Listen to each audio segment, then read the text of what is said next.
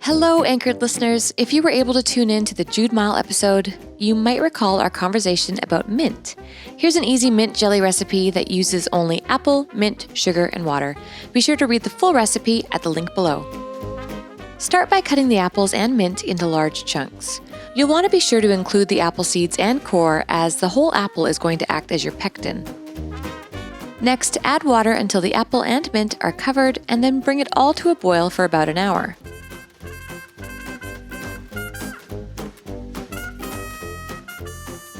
Your mixture is done once it's turned to mush. Add a little water if you feel it's too dry. From here, strain it through cheesecloth or something similar, then allow it to sit for at least 4 hours. Many recipes will suggest that you let it sit overnight. Now you're ready to make jelly. Transfer your mint juice into a large pot and add the same amount of sugar. Whisk it thoroughly to ensure that the sugar melts. Now bring it to a hard boil for a couple of minutes and then reduce the heat to a constant simmer. If you haven't already sterilized your jars, this is a good time to do that. The amount of time your mixture will need to simmer is variable.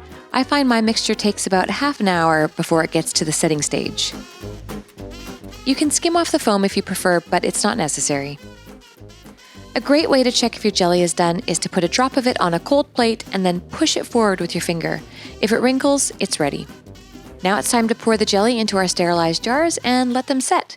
It will pour like juice, but will set as the hours pass. And it's just that easy. Enjoy!